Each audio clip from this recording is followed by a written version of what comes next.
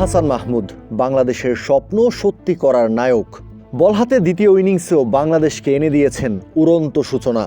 ইনিংসের দ্বিতীয় আর নিজের প্রথম ওভারেই অজি ওপেনার জ্যাক ওয়েদারল্ডকে বোল্ড করে স্পষ্ট বার্তা দিয়ে দিলেন, এই ম্যাচ জয়ের কোনো সম্ভাবনা নেই অস্ট্রেলিয়ার। প্রথম ইনিংসের পর দ্বিতীয় ইনিংসেও বল হাতে মুনশিয়ানা ছড়াবেন বাংলাদেশি পেসাররা। বাংলাদেশের দেয়া 228 রানের লিড পার করে টাইগারদের সামনে টার্গেট সেট করতে হবে অজি ব্যাটারদের।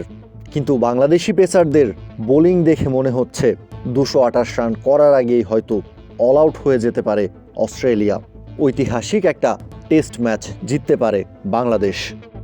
5+ স্টার রেটিং প্রাপ্ত দেশের সর্বোচ্চ বিদ্যুৎ সাশ্রয়ী ওয়ালটন এসি। স্মার্ট কমফোর্ট এখন নেক্সট লেভেলে। অবশেষে বল হাতে টানা 3 দিন আর 138 ওভার পর বাংলাদেশকে অল আউট করতে পেরেছে অস্ট্রেলিয়া। ক্লান্ত, পরিশ্রান্ত আর বিপর্যস্ত অজিদের বিপক্ষে 228 রানের লিড নিয়েছে বাংলাদেশ। তৃতীয় দিনের লাঞ্চ ব্রেক থেকে ফেরার পর স্কোরবোর্ডে 9 রান যোগ করতে বাংলাদেশ শেষ 2টা উইকেট হারিয়েছে। প্রথমটা মেহেদী হাসান মিরাজের। 154 বলে 65 রানের একটা গুরুত্বপূর্ণ ইনিংস খেলেছেন মিরাজ, আর 18 বলে 7 রান করে আউট হয়েছেন ইবাদত হোসেন। তাসকিন আহমেদের সহজ একটা ক্যাচ মিস করলেন স্টিভেন স্মিথ।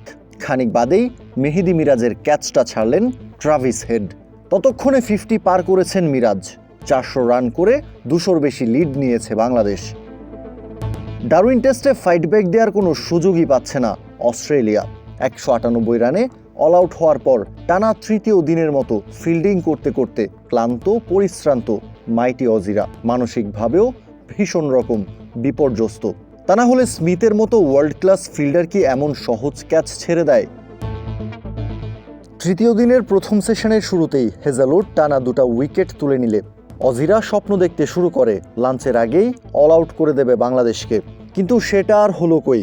লাঞ্চ ব্রেকের ঠিক আগের বলটাতেই বিশাল ছক্কায় বল বাউন্ডারি ছাড়া করেছেন মিরাজ। আর এরই মধ্য দিয়ে 219 রানের লিড নিয়ে লাঞ্চ ব্রেকে গেছে বাংলাদেশ। জশ হ্যাজেলউডের বলে তাইজুল ইসলামের বিশাল ছক্কা। কমেন্ট্রি বক্স থেকে বিস্ময় নিয়ে ডেভিড ওয়ার্নার বলে উঠলেন, এটা ট্রাভিস হেড শট। বলটা উড়ে গিয়ে পড়েছে একেবারেই বাংলাদেশের ডাগ আউটে। এই ছক্কায় কতটা উচ্ছ্বসিত গোটা বাংলাদেশ দল। ইবাদত হোসেনদের সেলিব্রেশন দেখলেই সেটা আজ করা যায়। অজিদের চোখে মুখেও তখন রাজ্যের অস্বস্তি। হাসান মাহমুদের পর কি এবার তাহলে তাইজুল ইসলামও ভোগাবেন কামিন্স, স্টার্ক, হেজেলউডদের? না, হেজেলউডের ওই ওভারেই ক্যামেরুন গ্রিনের হাতে ক্যাচ দিয়ে ফিরে গেছেন 23 বলে 17 রান করা তাইজুল ইসলাম। এর আগে দিনের শুরুতেই হাসান মাহমুদকে ফিরিয়েছিলেন হেজেলউড। অজি পেসারদের ধৈর্যের শেষ সীমায় ঠেলে দিয়েছিলেন হাসান 92 বলে 14 রানের একটা কচ্ছপ গতির ইনিংস খেলে। এর আগে 153 রানের লিড নিয়ে ডারউইন টেস্টের তৃতীয় দিন ব্যাট করতে মাঠে নেমেছিল বাংলাদেশ দল।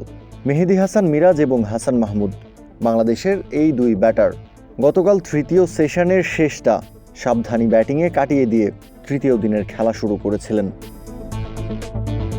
কাউসার শান্ত, ক্রিক ফ্রেঞ্জি।